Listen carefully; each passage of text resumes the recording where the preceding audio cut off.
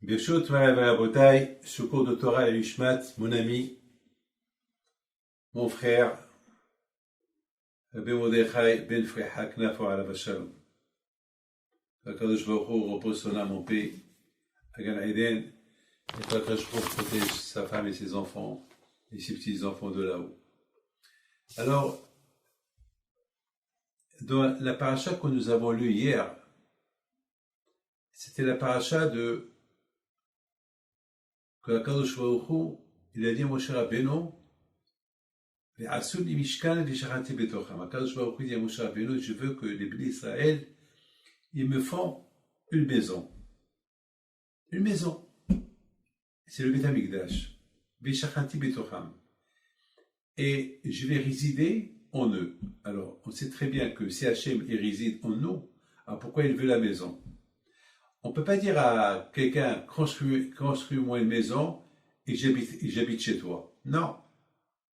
Non, c'est pas. Alors, c'est quoi? Faites-moi une maison et j'habite chez vous. Alors, pourquoi tu veux la maison? Alors, j'ai pensé expliquer vers Asuli Mishkan. Ça veut dire que Akadosh Baruch Hu, il demande à chacun de nous que lui-même, il soit un Mishkan pour Akadosh Baruch Hu. C'est vrai, il y a un Mishkan. Il y a un Beth Amikdash. Mais ce que Hachem veut le plus, c'est que chacun de nous, il soit un sanctuaire, quelque chose pour lui. Vous savez que c'est pas facile de dire ça à quelqu'un. C'est pas facile. C'est pas facile de comprendre comment Akadosh Baruch Hu va résider en nous. Moi, David Pinto. Vous, Armand. David. Comment vous expliquez, vous les femmes, comment vous pouvez expliquer que Hachem va résider en vous? Comment? C'est impossible. Hachem, c'est du feu. Ben, mes amis, c'est écrit vers Assouli, Lilishmi. Lorsqu'on fait avec notre corps quelque chose au nom d'Hachem, alors on devient la résidence de Hakadosh Baruch Hu. N'oubliez pas que on se construit avec des mitzvot qu'on fait. On se construit avec la Emouna. On se construit avec les mitzvot, avec la Emouna, avec les Ma'asim Tovim. Et avec ça, on se construit. Vous savez, il y a un grand tzaddik qui s'appelle Rabbi Shlomo. Alav Shalom, il a écrit un livre de Tiferet Shlomo. Alav Shalom, c'est un grand tzaddik. Et lui, il explique comme ça, il dit que, une phrase extraordinaire, il dit l'importance de la prière. L'importance que lorsque quelqu'un prie pour quelqu'un. Alors, lorsque quelqu'un prie pour quelqu'un, dans le ciel, ça fait beaucoup de bruit. Parce qu'en général, chacun prie que pour soi. Prier pour quelqu'un, ça fait du bruit dans le ciel. Parce que, vous savez, la Torah dit, aime ton prochain comme toi. Alors, comment on peut savoir? Alors, moi, j'ai pensé une fois, j'ai dit, c'est dur de dire, aime ton prochain comme toi. Comment je peux aimer? Attends, j'ai une femme, j'ai des gosses, j'ai des petits-enfants, j'ai le bon Dieu. D'accord. Aime mon prochain comme moi, c'est dur. J'ai toujours des préférences. Il y a ma femme, il y a mes enfants, il y a mon père, il y a ma mère, il y a mes petits-enfants. Alors comment je vais aimer j'aime ma famille comme moi, oui, mais je vais aimer le prochain comme moi, c'est dur. Alors j'ai donné une belle réponse. La réponse que j'ai donnée, j'ai dit, eh ben, le fait que tu pries pour quelqu'un, alors que toi tu as des problèmes. Il n'y a pas un qui n'a pas de problème, tous on a des problèmes. Et on prie pour d'autres. Alors le fait que tu pries pour d'autres, ça veut dire que là tu accomplis un ton prochain comme toi. Parce que tu pries pour l'autre. Alors que toi-même tu as besoin de faire des prières pour toi et toi tu pries pour d'autres. Alors Akadosh Baruch Hu, il adore, il aime celui qui prie pour l'autre. Et donc on comprend très bien que lorsque quelqu'un il prie pour l'autre, ça prouve que lui il est secondaire et l'autre il est plus important que lui. Alors Akadosh Baruch Hu, tout de suite Akadosh Baruch Hu, il se dirige vers lui, il l'aime, il va accomplir tous ses vœux. Vous savez que la grandeur, il dit le Tiferet Shlomo, que la grandeur de l'homme elle n'est pas limitée. La grandeur de l'homme, il devient grand lorsqu'il s'occupe de l'autre. On a vu chez Moshe Rabbeinu, c'est écrit Vayigdal Moshe vayitze el Ahav. Moshe, lorsqu'il a grandi, il est sorti chez ses frères. Alors il explique, il dit pourquoi Moshe Rabbeinu il a grandi, pourquoi Moshe Rabbeinu est devenu grand et est devenu après le dirigeant du peuple juif, parce que c'est écrit Vayitze el Ahav, parce que il s'occupait de ses frères. Et le fait qu'il s'occupait que de ses frères, alors Akadosh Baruch Hu, il l'a élevé. De là, on voit que celui qui s'occupe des autres, alors Akadosh Baruch Hu, il va l'élever. Et je pense que c'est ça ce que la Torah dit, Ve'asuli Mishkan, Pishachanti Betocham. Betocham, c'est au pluriel. C'est-à-dire que faites-moi un Mishkan et je vais résider en vous. Alors, vous imaginez, c'est pas avec en moi, en vous. Alors, pourquoi je vais résider en nous tous? Alors, il faut qu'on soit une seule pâte. C'est comme par exemple, on fait la pâte pour faire du pain, et après on prélève, on fait du pain. Mais tout ce pain-là, il vient de la pâte. Donc toi, Israël, c'est comme ça. Toi, Israël, pour que Hachem réside en nous, il faut qu'il y ait ce qu'on appelle Ve'asu. Il faut qu'on fait de nous, on fait une plateforme. Il faut qu'on fait de nous, mamash, quelque chose d'unique pour que Hachem puisse résider en nous. Vous savez, on voit malheureusement, rien que lorsqu'il y a des problèmes, lorsqu'il y a des guerres, lorsque ça ne va pas, chacun il est un peu concerné à l'autre. Et lorsque tout va bien, chacun s'éloigne de l'autre. Non. C'est pas que lorsque ça va pas, on se rapproche. Non. Il faut toujours être proche, que ça va pas. Trop proche entre nous. Vous savez, je voudrais vous raconter quelque chose sur mon ami Alav Shalom, Mordechai Knafo, Alav Shalom.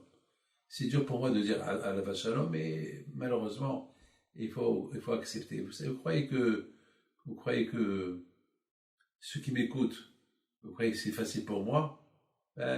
Sachez que je voudrais bien être avec vous là-bas et rester avec vous tout le mois. Qu'est-ce que vous croyez? Vous croyez que il n'y a pas un jour que je fais pas 4-5 cours de Torah et je mentionne pas son nom. Mais je voudrais vous dire quelque chose. Avec cette année, lorsque monsieur habitant, que le beau Dieu, et on voit qu'il faut hacher les mains, je crois, il a guéri le fils de Yehuda, Abtan, Alav Shalom, qu'il était une fois ses associés. Combien de fois il m'a appelé pour lui? Combien de fois il m'a appelé pour Harry Perez? Combien de fois il m'a appelé pour les malades? Combien de fois il m'appelait, répété. Il m'appelait combien de fois? Ça veut dire que c'était exactement, il était un Mishkan de Akadosh Baruch Hu. C'est quoi un Mishkan de Akadosh Baruch Hu? C'est quoi un sanctuaire d'Hachem? C'est celui qui aime le prochain, c'est celui qui prie pour les autres. Comme on a vu Moshe Rabbeinu Alav Shalom. Moshe Rabbeinu Alav Shalom, il a dit à Akadosh Baruch Hu, si tu ne pardonnes pas les fautes des bénis d'Israël, prends-moi. C'est-à-dire, prends-moi et laisse-les vivants. C'est de la folie. Et je me rappelle, il y avait quelqu'un qui avait un problème dans la tête. Il habitait à Strasbourg, il était encore jeune homme. Ouf, il y a peut-être 35 ans, 40 ans, je ne peux pas vous dire exactement. Mais il fallait voir, il a renversé ciel et terre. Il était encore jeune homme, ce garçon-là. Mais aujourd'hui, il est marié. Il était à Strasbourg. Il habite encore au Maroc. Si je me trompe pas, il habite encore au Maroc. Aujourd'hui. Il fallait voir combien de fois il m'appelle. La plupart, et toujours il me fait jurer. Il me fait jurer. Ça veut dire, c'est ça exactement, c'est ce qu'il dit le Tiferet Shlomo. Le Tiferet Shlomo à la Vachon, il essaie d'expliquer, il dit la grandeur du juif, c'est lorsqu'il prie pour son copain. Lorsqu'il prie pour son copain, il réveille beaucoup il devient comme son avocat dans l'autre monde. Lorsque moi je prie pour quelqu'un qui est malade, alors je deviens comme son avocat dans l'autre monde. Et dans l'autre monde, ils apprécient beaucoup lorsqu'on prie pour les autres. Et Alav Shalom, Mordechai Knafo, il avait cette qualité de toujours prier jusqu'à qu'il connaissait la bracha. Beaucoup de fois, je l'entendais bénir les gens. Mamash.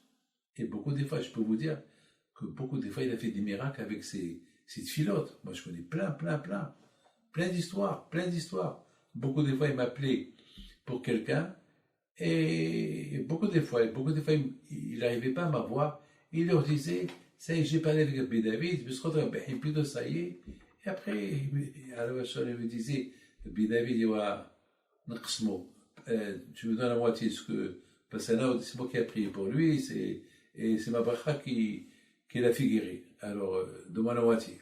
Il rigolait, il avait cette humeur-là de Emouna.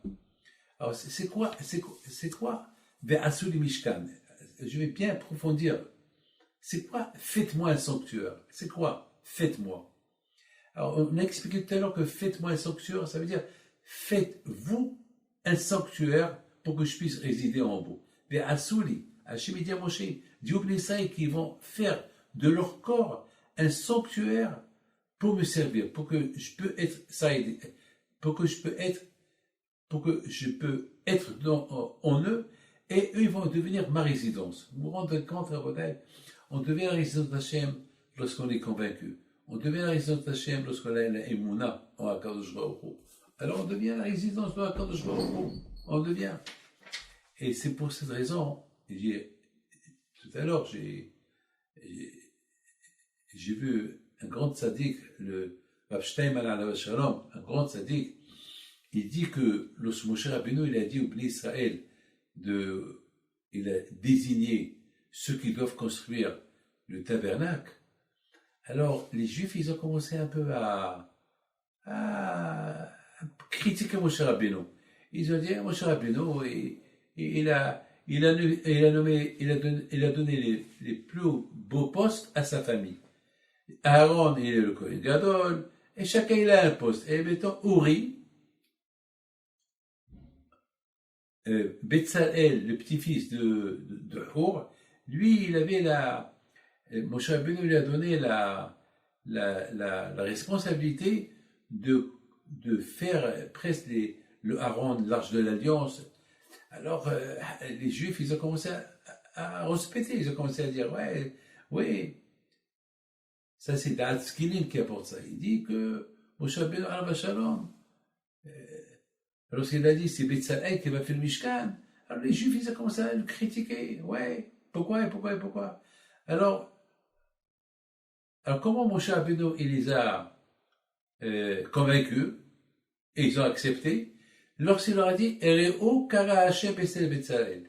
Il leur a dit, regardez, Hashem, il a désigné Betzalel. Mais c'est pas avec cette phrase-là qu'il peut, Hashem il pose une question, mais c'est pas avec cette phrase qu'il peut les convaincre. Eux, ils sont en train de critiquer parce qu'il a donné la construction du Mishkan à un qui est membre de sa famille. Et lui, qu'est-ce qu'il leur dit? Regardez, Hachem a choisi Betzalel. Mais attends, mais c'est pas une réponse, ça. C'est pas une preuve. Il faut une réponse. Il faut une preuve. C'est quoi? C'est comme, par exemple, vous me dites, Rabbi David, pourquoi vous avez choisi pourquoi vous avez choisi à donner un travail à tel? Je vous dis, Hachem, il a désigné que je dois travailler à celui-là. Mais attends, mais c'est pas une conviction, ça. C'est pas ça. Il leur a dit Réo. Regardez. Ça veut dire, attends, mais ils ont des doutes de toi. Regardez quoi? Et Rav Steinman, alav shalom, il dit une phrase extraordinaire. Comment Moshe Rabbeinu, il les a convaincus? Et lorsqu'il leur a dit Réo, regardez. Regardez, c'est quoi le mot regarder? C'est quoi? Par exemple, mes amis, j'ai une montre. Je demande à quelqu'un à quelle heure il est, il me dit il est midi. Mais pour que je suis convaincu qu'il est midi, je regarde ma montre. Ah, il est midi. Waouh, il a raison.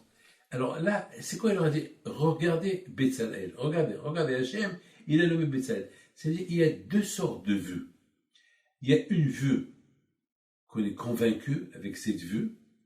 Par exemple, moi, David Pinto, je ne suis pas un diamantaire. Vous pouvez me donner, je vais chez le bijoutier, je vais acheter un diamant. Il peut me donner un faux diamant et je vais le croire, je vais payer ce faux diamant $1 million. Mais il n'est pas un vrai diamant. Moi, je le crois. Il me donne un faux certificat et je vais le croire. Mais ma vision d'un vrai bijoutier, elle n'est pas comme la mienne. Quelqu'un qui qu'il est diamantaire et qu'il sait c'est quoi les diamants, sa vue à lui, il n'est pas comme la mienne. Parce que ma vue à moi, je suis pas diamantaire, mais lui, la vue à lui, il sait. Lui, il peut savoir entre un vrai diamant et un faux diamant. Je vous ai pardonné, une fois, j'ai vu un diamant qui coûte 100 millions de dollars en Amérique. C'est un diamant il appartenait à Farah Diba. Elle a été vendue aux enchères quelque part aux États-Unis et quelqu'un, il me l'a montré. Là, je l'ai vu, je dis, c'est pas possible. Ça coûte 100 millions de dollars. Ça, c'est une histoire il y a 20 ans. Je sais pas. Je sais pas si c'est Farah Diba, je peux pas vous dire. Mais, bon, pour moi, c'était rien du tout. Pour moi, mais Rabbi David, sachez que ce diamant-là, il est unique dans le monde. Et sa couleur, donc, c'est ça qui fait de lui 100 millions de dollars. Mais pour moi, c'était Wello. Pour moi, je donnerais même pas 5 000 dollars pour ce diamant, mais pourtant, il coûte 5 000 dollars. Il coûte 100 millions de dollars. C'est ça. Moshe Rabbeinu leur a dit, regardez, vous êtes en train de voir l'extérieur. Mais maintenant, regardez, c'est Hachem qui l'a choisi. Cette phrase-là qu'il leur a dit, alors là, ils ont bien regardé, ils ont été convaincus. C'est la Emouna. Ça y est. Il leur a dit, Léo, au moment qu'il a dit, Léo, regardez, Hachem, c'est Hachem qui l'a choisi. Au moment qu'il a dit Hachem, il l'a choisi. Ça y est, c'est fini. Vous savez, mes amis, que Mardoché et Mordechai alav shalom, il avait une vision de Emouna. Il avait une vision. Moi, je le connais, c'est 50 ans que je le connais.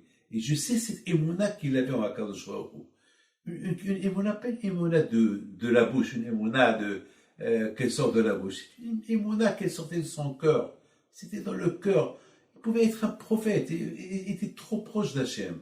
Alors, comment il arrivait je me rappelle une fois, lorsque il avait un problème à Tiznit avec Ish Cohen alav shalom, et il avait des problèmes, et il a décidé il a dit, Ish, viens, on va aller Sawera, on va prier chez Behim Pinto. Ils sont partis prier chez Behim Pinto. Il a commencé à pleurer là-bas, il a dit, Behim Pinto, aide-moi que je quitte ce travail-là, qu'on me ferme le magasin, ça y est, je pleure, chaque jour, la police, chaque jour, ça y est, je veux partir, et je vais aller à Casablanca. Bon, il repart alors, Ish, il lui a dit, pourquoi tu pries comme ça? Il a dit, j'ai ras-le-bol de ce travail-là.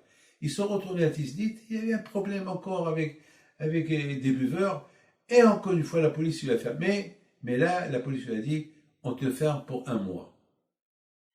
Bon, il a commencé à pleurer. Et je lui ai dit, pourquoi tu pleures? Il a dit, regarde, maintenant on n'a plus de parnassa. Il a dit, mais c'est toi qui as pleuré, tu étais chez Rabbi Pito, tu as pleuré, tu as dit à Rabbi Pito, ça suffit, c'est ok, c'est ta faute. Il n'a pas répondu.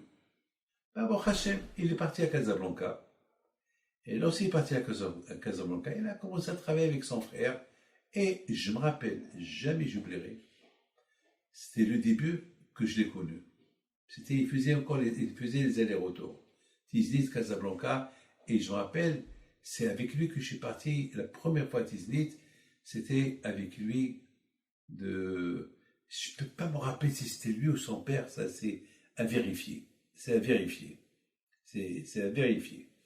Mais une seule chose, je peux vous dire, qu'est-ce qui est sorti de cette prière qu'il a priée sur la tombe de Rabbi Pinto, que Bisrot Rabbi Pinto, que ce magasin, on me le ferme, et qu'il quitte la ville et partir. Je me rappelle, Zari, elle avait une fille, Fabienne, si je me trompe, ou Armand, je peux pas dire. Je crois que c'est Fabienne, et elle avait un seul bébé à la maison, je me rappelle. Et je me rappelle très très bien. Et ce que je peux vous dire que la famille Pinto, elle a grandi, et le nom de Rabbi Pinto, elle a grandi, avec ce déménagement de Mardoché de Tiznit à Casablanca. Pourquoi? Imaginez-vous que Mardoché, il serait resté à Tiznit. Eh ben moi, lorsque j'ai commencé à vivre à Casablanca, j'aurais pas un Mardoché à Casablanca. Donc tout ce que je suis arrivé aujourd'hui à faire dans le monde, ben c'est grâce à cette Hilula qu'on a commencé ensemble avec 10 personnes à Casablanca, et de 10 à 100, à 50, à 100, à 200, à 300, à 400, à Baruch Hashem, aujourd'hui, grâce à Dieu. On a même, Baruch Hashem, on est arrivé aujourd'hui, Baruch Hashem, à même participer à la paix entre le Maroc et Israël. Baruch Hashem. Regardez, et tout cela, elle a ce qu'on appelle un shoresh, une racine. Ah ben, c'est la racine Knafo, la racine de Mardoché Knafo. C'est une racine. Ben, c'est lui qui m'a accueilli au Maroc, c'est lui qui me poussait à venir, c'est lui qui me poussait à faire la Iloula, et c'est lui, c'est lui, c'est lui, c'est lui. Donc voilà, aujourd'hui, c'est comme un train qu'on le met sur les rails, et maintenant les trains peuvent partir, il peut avancer tout seul. Mais tout ça, tout va seul. Donc, on doit beaucoup à ce tzaddik-là, à la Shalom. Maintenant, mes amis, il faut savoir une chose. Vous savez que il y a... C'est quoi la vision? C'est quoi voir? C'est quoi la vision? Comme tout à l'heure, je vous ai dit, il dit, un grand tzaddik, Behaim Moshe Lutzato, il dit, il y a deux sortes d'aveugles. Il y a un aveugle, parce qu'il est aveugle, il ne voit pas. Il y a un aveugle, il voit, mais il ne veut pas voir. Comme par exemple, quelqu'un, il sait que ça c'est péché, il sait qu'il y a Gan Eden, il sait qu'il y a Guéinam, il sait que c'est péché de faire Shabbat, il sait qu'on ne peut pas manger de taref, il sait qu'il ne faut pas faire ça, il sait tout ça, et il ne le fait pas, il est aveugle. Mais il sait, mais il ne veut pas faire. Et manque de Emouna.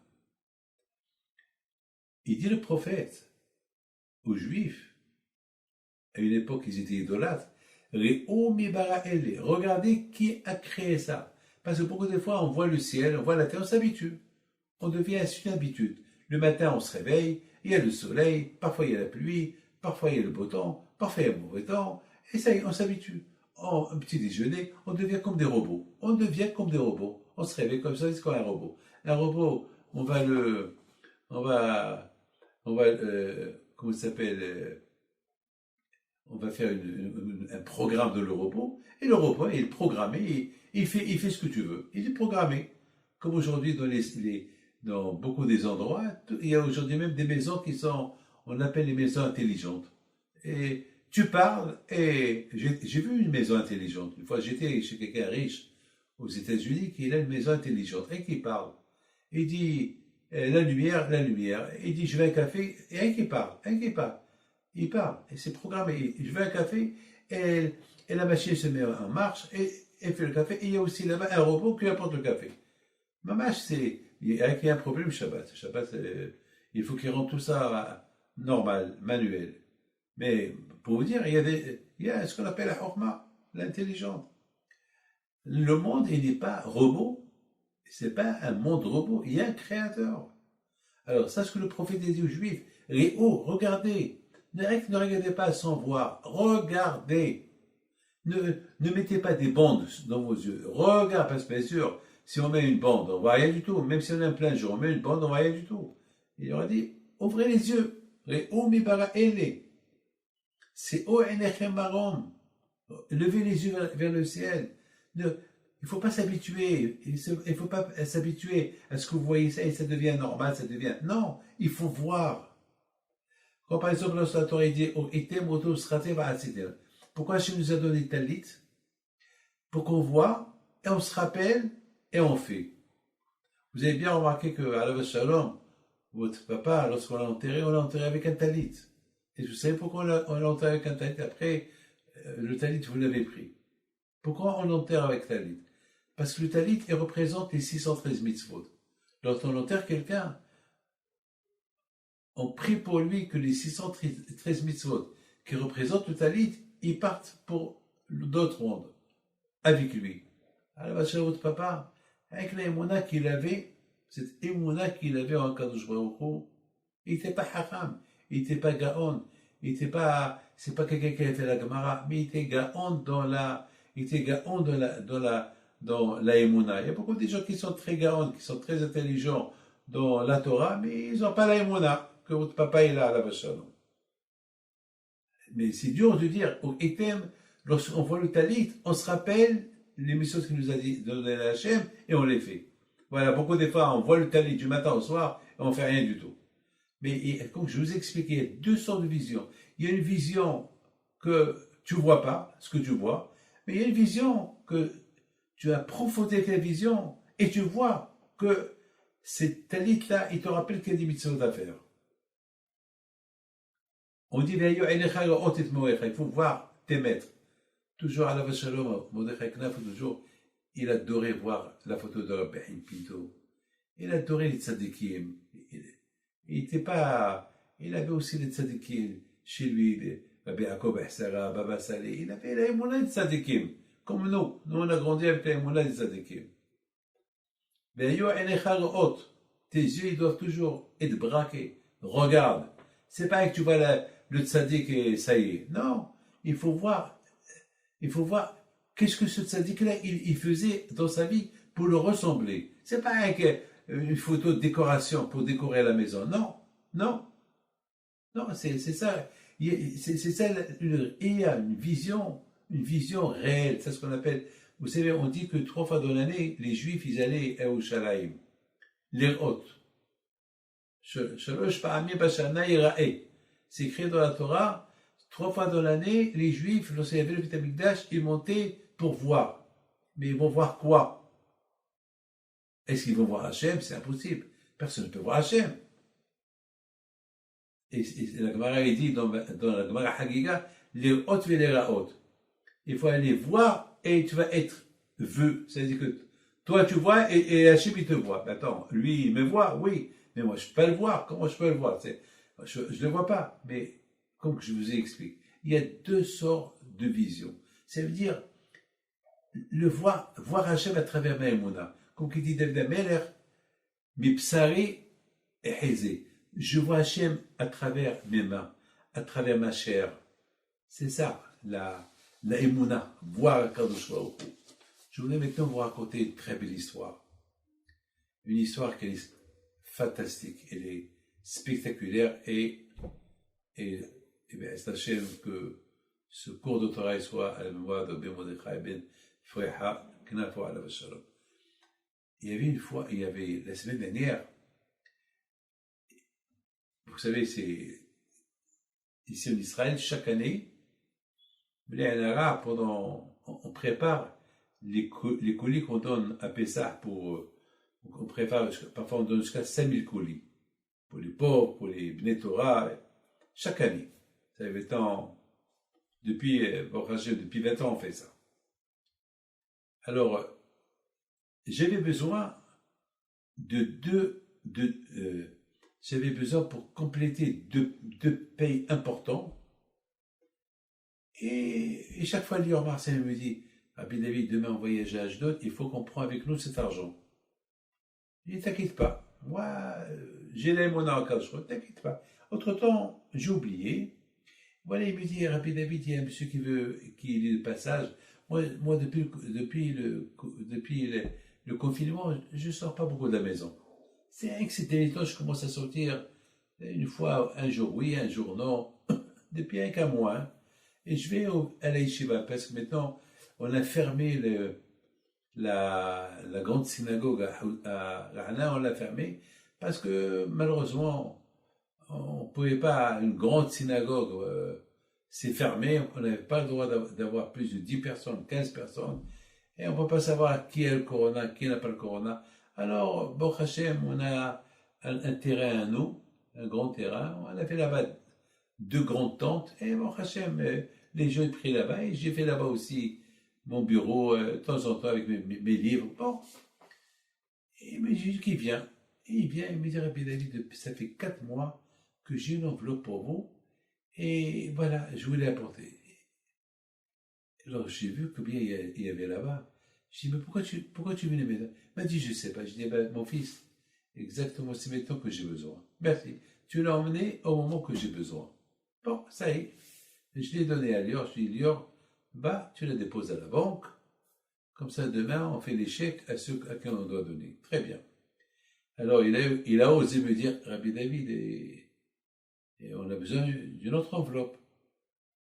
Il m'a dit, je dis, Dieu est grand. Et encore, le même jour, quelqu'un de Tel Aviv, lui aussi, il vient et m'apporte une somme, exactement ce que j'ai besoin. Bon, là, je dis, c'est là, tu la prends à jeu, tu la donnes. Toi-même, tu la donnes, tu la mets, non pas le temps pour la mettre à la banque. Alors demain, à Ashdod, tu la prends à Ashdod à la banque et voilà. Bon, Hachem m'a répondu pour les deux choses. Dommage que je n'ai pas demandé plus. Maintenant, le problème, lorsqu'on est retourné d'Ashdod, il s'est rappelé qu'il n'a pas été à la banque poser la... Oh là là, qu'est-ce que tu as fait? Bon, puis j'ai dit, donne-la moi.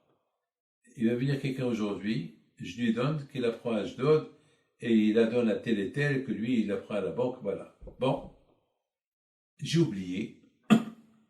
Je la cherche, je la trouve pas. 3 jours, je la trouve pas. J'ai dit, Ribbono Shel Olam, et où cette enveloppe? Elle s'est pas envolée. Personne ne va me la prendre. Il n'y a personne. C'est pas ma femme qui va me la voler. C'est pas mes petits-enfants. C'est pas mes enfants. Et en plus, c'est dans ma chambre. Et qui rentre dans ma chambre? Personne ne rentre dans ma chambre. Il n'y a personne. Je suis seul dans ma chambre. Alors, et parce que c'est de ma chambre que je fais des cours de Torah, c'est de ma chambre que je fais tout. C'est pas possible. Alors j'avais un peu, je sais pas, j'avais commencé à avoir des doutes sur quelqu'un. Que ce quelqu'un, il est venu pour faire un travail à la maison. Mais après, j'ai dit, ah, Shalom, il est même pas rentré dans ma chambre. C'est pas possible. Non. Ça, arrête, David. Il faut pas. Bon, Hachem, il n'y a que toi. Tu te débrouilles, Hachem. De toute façon, Hachem, tu sais que ça, c'est pas pour moi, c'est pour les pauvres. Alors, si je la trouve pas, c'est les pauvres qui perdent. Alors, ces pauvres-là, ils ont tellement prié pour que tu le réponds. Alors, je suis devenu ton chalia pour leur donner, et maintenant, c'est perdu. Donc, Hachem, c'est ton problème. C'est pas mon problème. Moi, de toute façon, c'était pas mon argent. Vendredi matin à 10h15, j'étais en train d'étudier avec Rab Reva. Avant que je termine l'étude, je vois un petit paquet, une enveloppe sur le bureau. J'ai poussé un cri, je dis viens, regarde, voilà là. C'est pas possible. Comment elle est venue là? Je ne sais pas. Ah mes amis, comment elle est venue? Le mystère total. Mais je peux vous dire une chose. Akadosh Baruch Hu, il a la force de nous montrer ce qu'on veut et de ne pas nous montrer ce qu'on veut. Ça veut dire, Akadosh Baruch Hu, il a le pouvoir. C'est Hachem. Beaucoup de fois, on cherche les clés et les clés, ils sont dans les mains. Et après, quelqu'un te dit, hey, ils sont dans tes mains. Mes amis, Akadosh Baruch Hu, beaucoup de fois, il nous montre sa force. Il nous montre, c'est lui, le Baal HaBayit. Vous vous rendez compte, 4 jours, l'enveloppe, elle était sur la table et je ne la vois pas. Et je cherche partout, elle était sous la table et je ne la vois pas. Ma femme ne la voit pas. Aucun ne la voit. C'est pas possible. Donc, il y a un message. Le message, David, lorsque je veux que tu vois, tu vois. Lorsque je veux que tu vois pas, tu vois pas. Mais, David, ça, en ce qui me concerne, mais en ce qui te concerne, David, fais attention. Comme ça, fais attention. Il faut toujours voir Hachem. C'est ce qu'on dit toujours dans la prière. Shiviti Hachem l'Igdetamid. Toujours, je vois Hachem en face de moi. Toujours Hachem en face de moi. Et c'est ça, Baruch Hachem, les Mouna que nous avons eu. Pour moi, cette enveloppe était là. C'était une leçon de Emouna. Une leçon, Hachem a voulu voir comment je voulais me comporter avec lui. Et j'allais soupçonner quelqu'un, Shalom.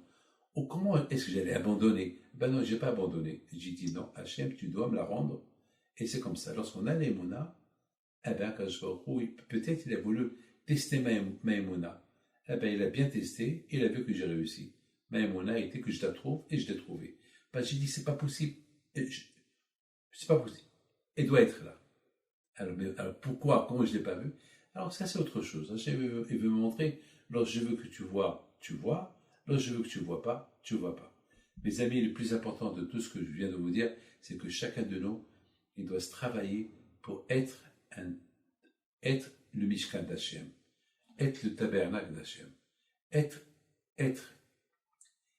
capable d'être la résidence d'Hachem, qui fait de lui qu'il soit la résidence d'Hachem, avec le Shabbat, avec les Hagim, avec le respect des mitzvot, Nida, les mitzvot de chaque jour. Et Alav Hashem ben Mordechai, Zichrono Bracha, il était un Mishkan d'Hachem, parce qu'il avait tout les kilim. C'était mamash un tzaddik de la Emouna. Je le connais. Ben, vous le connaissez, mais peut-être vous le connaissez. Mais chacun il connaît. Zaré, elle connaît son mari.